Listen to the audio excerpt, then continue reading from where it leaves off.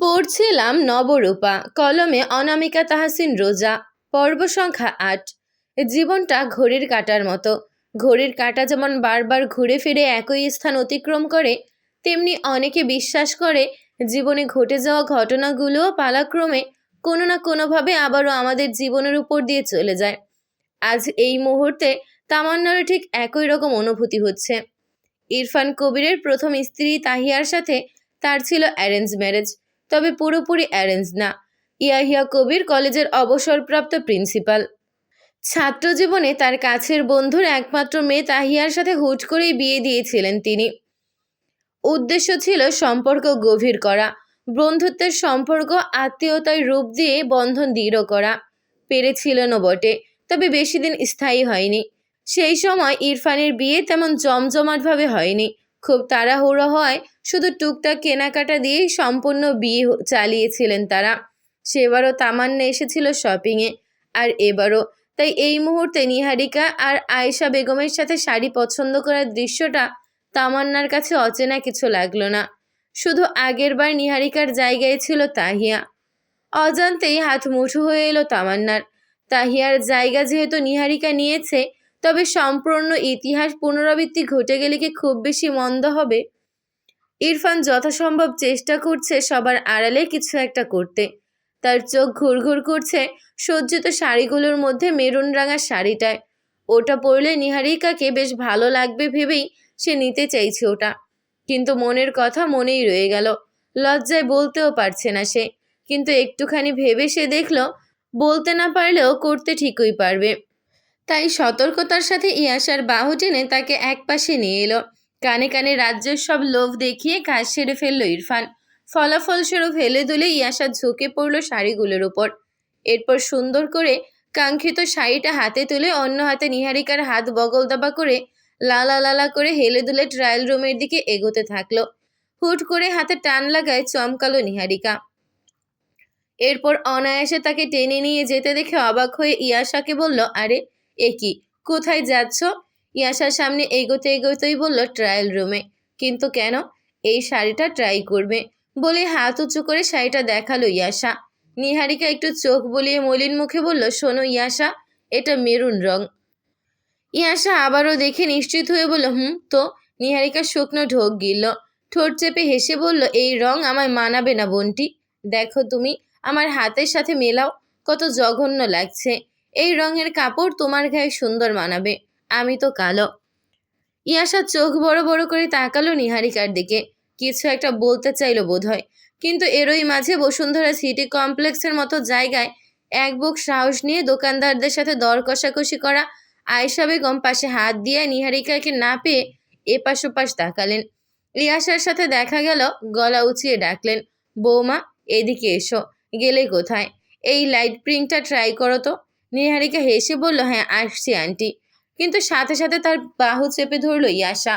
সেও বলল, মা তুমি এইদিকে দেখো, আমার এই শাড়িটা ভাবির জন্য পছন্দ হয়েছে, ভাবি আগে এটা ট্রাই করুক। রাবেয়া বানু এতক্ষণ দেখছিলেন ইয়াসার হাতের শাড়িটা আর নিহারিকার মলিন মুখটা দেখে তিনি শুকনো ঢোক গিলে অন্য পাশে ফিরলেন। অজান্তেই চোখের পানি ছিটকে বের হলো তার। একমাত্র মেয়ের জন্য কষ্ট হলো ভীষণ।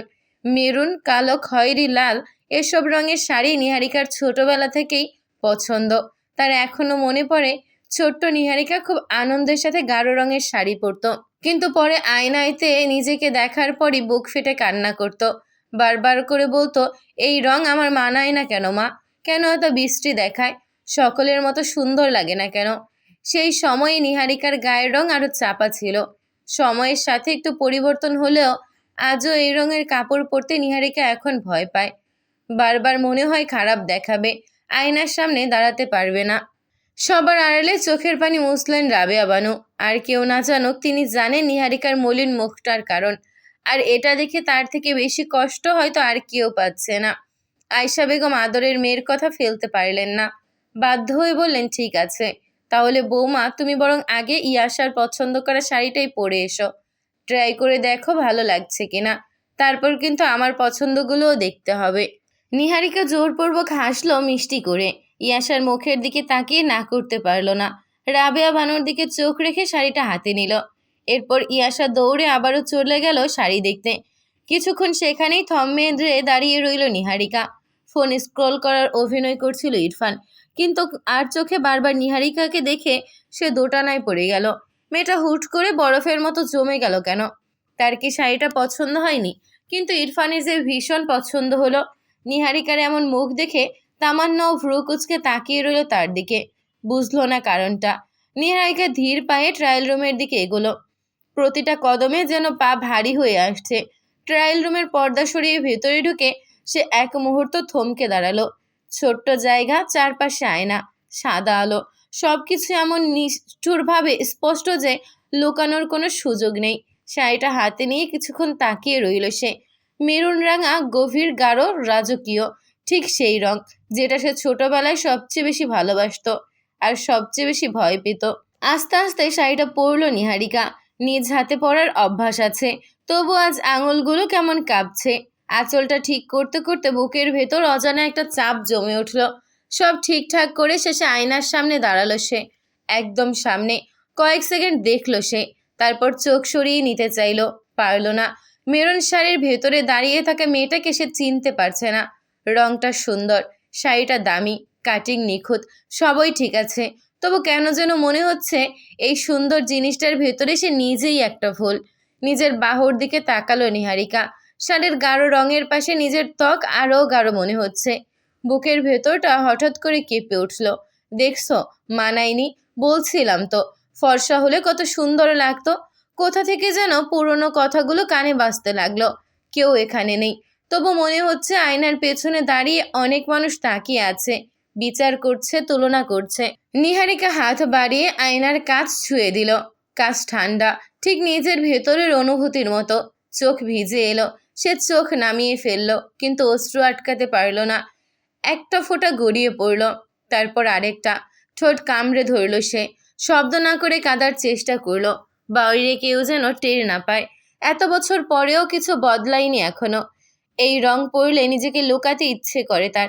শাড়িটা যে খারাপ লাগছে তা না, নিজেকে খারাপ লাগছে। নিহারিকা অনেকক্ষণ আয়নার সামনে দাঁড়িয়ে রইল। নিজেকেই বোঝানোর চেষ্টা করলো এটা একটা শাড়ি মাত্র, একটা রং মাত্র, কিন্তু মন মানছে না। বুকের ভেতরটা ফাঁকা হয়ে যাচ্ছে ধীরে ধীরে। বাইরে হালকা কোলাহল, মানুষের কথা, হাসি, সবকিছু দূরের মনে হচ্ছে। এখানে শুধু সে আর তার প্রতিচ্ছবি, আর সেই পুরনো ভয় যেটা কখনো পুরোপুরি তাকে ছেড়ে যায়নি। শেষমেশ আঁচলের এক কোণ দিয়ে চোখ মুছে নিল নিহারিকা। গভীর একটা শ্বাস নিল।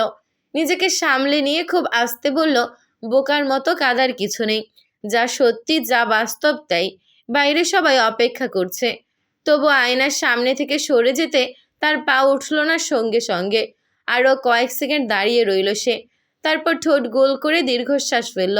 আজব, সে তো আর আগের মতো দুর্বল নেই। গায়ের রং দিয়ে বিচার করা মানুষদের ঘৃণা করতে শিখেছে সে। তাহলে কিসের এত ভয়? আর ইরফান কবির তো তাকে দেখেছেই। সব কিছু ভেবে নিহারিকা ট্রায়াল রুম থেকে পর্দাটা সরিয়ে ধীরে শাড়ির কুচি ঠিক করতে করতে বেরিয়ে আসলো। একদম সেই মুহূর্তে ইরফান ফোনের স্ক্রিনে চোখ রেখে দাঁড়িয়েছিল। কি দেখছিল নিজেও জানে না। আঙুলের ফাঁকে ফোনটা আলকা হয়েছিল এমনিতেই। হঠাৎ করেই চোখের কোণায় নড়াচড়া টের পেল সে। অভ্যাসবশত মাথা তুলল। আর ঠিক তখনই যেন সময় থমকে গেল। মেরুন শাড়িতে দাঁড়িয়ে থাকা মেয়েটাকে এক মুহূর্তের জন্য চিনতেই পারল না ইরফান। তার চোখ স্থির হয়ে গেল। বুকের ভেতর কোথাও একটা অদ্ভুত ধাক্কা খেলো। আঙুলের চাপ আলগা হতেই ফোনটা হাত ফসকে নিচে পড়ে গেল। ধপ করে শব্দ তুলে মেঝেতে আছড়ে পড়ল। কিন্তু সে শব্দে কারো খেয়াল গেল না, কারণ সেই মুহূর্তে তাকিয়ে থাকার মতো দৃশ্য ছিল সামনে। শাড়ি পরিহিত নিহারিকা। শাড়িটা তার গায়ে অদ্ভুতভাবে মানিয়ে গেছে। মেরুন রংটা আরও ভারী লাগছে না, বরং তার ত্বকের সাথে মিশে গিয়ে এক ধরনের গভীর সৌন্দর্য তৈরি করেছে। লাজুক ভঙ্গিতে ঠিক করা আঁচল, একটু নিচু করা চোখ, ঠোঁটের কোণে অজান্তায় জমে থাকা স্নিগ্ধতা, সব মিলিয়ে সেজন্য কোনো সাজানো বধূ নয়, বরং জীবন্ত অনুভূতি। দোকানের ভেতর কয়েক সেকেন্ডের নিস্তব্ধতা নেমে এলো। তারপরে, আল্লাহ, ভাবি নাকি এত সুন্দর? বৌমা, কি দারুণ মানিয়েছে। একসাথে কয়েকটা কণ্ঠ ভেসে এলো। আয়েশা বেগম বিস্ময়ে হাত চাপা দিলেন মুখে। ইয়াশা তো প্রায় লাফিয়ে উঠল। আমি তো আগেই বলেছিলাম না এই রংটা ভাবির জন্য পারফেক্ট। আমার চয়েস আছে বস, বলেই নিজেকে বাহবা দিল ইয়াশা। জ্যোতি হাততালি দিয়ে উঠল, ও মাই গড নিহু, তুই সিরিয়াসলি ব্রিথ ট্রেকিং, কি জোস লাগছে। আয়েশা বেগম ইয়াশার মাথায় গাঁটটা মেরে বললেন, হ্যাঁ রে ইয়াশা, তোর পছন্দ কবে থেকে এত হাইফাই হলো বলতো?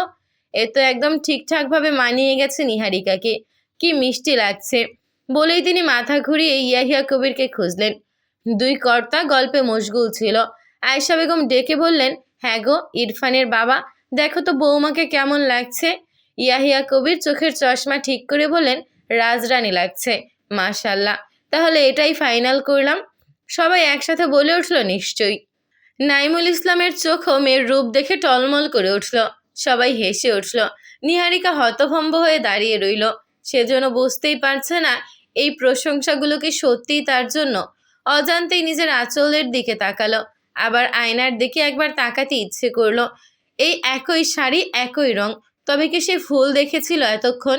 তার চোখ খুঁজে নিল একটা মাত্র মুখ, রাবেয়া বানু।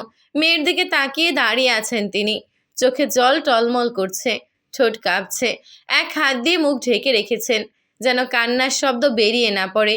এতদিনের জমে থাকা কষ্ট, ভয়, অপরাধবোধ সবকিছু যেন ওই এক দৃশ্যে গলে যাচ্ছে। মেয়েকে পছন্দ রঙের শাড়ি পরিহিত এবং কনের মতো দেখতেই তার চোখ চিকচিক করতে শুরু করেছে। তিনি ফিসফিস করে বললেন, আমার মেয়েটা, আমার মেয়েটা কত সুন্দর। নিহারিকার বুকের ভেতর হঠাৎ মোচড় দিল, চোখ ভিজে এলো আবার, কিন্তু এবার কান্নাটা অন্যরকম। তারপর সে বেশ অস্বস্তি নিয়ে ধীরে ধীরে ঘুরে তাকালো ইরফানের দিকে। ইরফান তখনও একই জায়গায় দাঁড়িয়ে আছে, এক পা এগোতে পারেনি, এক শব্দ বের হয়নি মুখ থেকে। চোখ দুটো স্থির, বিস্ময়ে ভরা, যেন এই প্রথমবার সে নিহারিকাকে দেখছে। কোনো বিচার নেই, কোনো তুলনা নেই, শুধু নিখাদ মুগ্ধতা। নিহারিকা এক মুহূর্ত থমকে গেল। এই মানুষটার চোখে নিজেকে এমনভাবে দেখবে, এটা সে কল্পনাও করেনি। অজান্তেই তার ঠোঁটের কোণে একটা ক্ষুদ্র অনিশ্চিত হাসি ফুটে উঠল। সবাই নিহারিকার দিকে নজর দিলেও তামান্নার নজর ছিল ইরফানের উপর। একইভাবে নিহারিকাকেও দেখল সে। এরপর মুচকি হেসে এগিয়ে গেল ইরফানের দিকে, পড়ে যাওয়া ফোনটা উঠিয়ে ইরফানের দিকে দিয়ে বলল, ইরফান ভাই, আপনার ফোন। ইরফান চমকে তাকালো পাশে দাঁড়ানো তামান্নার দিকে। ফট করে ফোনটা নিয়ে দেখলো কিছু হয়েছে কিনা। স্ক্রিন সব ঠিক আছে দেখে সে পকেটে পুরে নিল ফোনটা। এরপর তামান্নার দিকে তাকিয়ে বলল, কেমন লাগছে তোমার ভাবিকে দেখো তো। তামান্না আবারও তাকালো নিহারিকার দিকে, ঠোঁট কামড়ে হাসলো, বলল, তাহিয়া আপুর মতো লাগছে না, কিন্তু সুন্দর লাগছে। ইরফানের মুখের কোণের চাপা হাসিটা মুহূর্তেই থমকে গেল। তামান্নার কথাটা কানে ঢোকার পর যেন কোথাও একটা খটকা লাগলো। সে এক পলক নিহারিকার দিকে তাকালো, তারপর ধীরে ঘুরে তামান্নার দিকে মুখ করলো। গলার স্বরটা খুব নিচু, কিন্তু অস্বাভাবিক রকম স্পষ্ট। তাহিয়ার সাথে তুলনাটা না করলেই ভালো হতো তামান্না। তামান্না চমকালো না, তবে চোখের পাতা একটু নড়ল, ভয় পেল অল্প। কথাটা বলা উচিত হয়নি তা বলার পরে টের পেল। ইরফান এক ধাপ এগিয়ে এলো, কণ্ঠে রাগ নেই, অথচ কথাগুলো ভারী করে বলল, একজন মানুষকে আরেকজনের ছায়ায় দাঁড় করানো খুব সহজ, কিন্তু সেটা অন্যায়। তাহিয়া যেমন ছিল নিহারিকা তেমন না, আর হওয়ারও দরকার নেই। আশা করি তাহিয়ার মতো হলে কার সমস্যা হবে তা তুমি নিজেই জানো। তামান্না চমকালো, শুকনো ঢোক গিলে বলল, অতীত ভুলে যাচ্ছেন কেন ইরফান ভাই? বাঁকা হাসলো ইরফান, আমি ভুলে যেতে চাইছি, তুমি টেনে হিসড়ে বের করছো। খুব ভালো হয় যদি আমার হবু স্ত্রীর পেছনে গোয়েন্দাগিরি না করে নিজের পথ দেখো। আশা করব এই ভুল দুবার করে ফাঁসবে না। এবারে আমি মায়া দেখাবো না তামান্না। তামান্না অপ্রস্তুত হলো। একটা ছোট কথার বিপরীতে এতগুলো খোঁচা দেবে ইরফান তা ভাবেনি সে। একটু থেমে ইরফান আবার বলল, আর ওনাকে সুন্দর লাগছে কিনা ওটা তুলনা দিয়ে বোঝা যাবে না, নিজের জায়গায় দাঁড়িয়ে থাকলেই যথেষ্ট। তামান্না চোখ নামিয়ে নিল, ঠোঁটের কোণে যে মুচকি হাসিটা ছিল সেটা মিলিয়ে গেল ধীরে ধীরে। ইরফান কথা শেষ করে আর কিছু বলল না, কিন্তু সেই নীরবতার ভেতরেই কথাগুলো যেন আরো স্পষ্ট হয়ে থাকলো। কঠিন নয়, অথচ এড়িয়ে যাওয়ারও উপায় নেই। এদিকে আয়েশা বেগম ইতোমধ্যেই আনন্দে দোকানদারকে বলেছেন শাড়িটা প্যাক করতে। রাবেয়া বানু নীরবে মেয়ের দিকে তাকিয়ে দাঁড়িয়ে আছেন, চোখে এখনো জল। নিহারিকা দূর থেকেই সবটা দেখছিল। ইরফান আর তামান্নার কথোপকথনের কিছু বোঝেনি সে কিছু বুঝতেও চায়নি। তবু দেখে বুকের ভেতর কোথাও একটা হালকা কাঁপুনি উঠল। অজান্তে সে শাড়ির আঁচলটা একটু শক্ত করে ধরল। আর তামান্না, সে চুপচাপ দাঁড়িয়ে রইল, খুব অল্প কয়েক মুহূর্ত, কিন্তু ঠিক সেখানেই গিয়ে লাগলো যেখানে সবচেয়ে বেশি লাগে।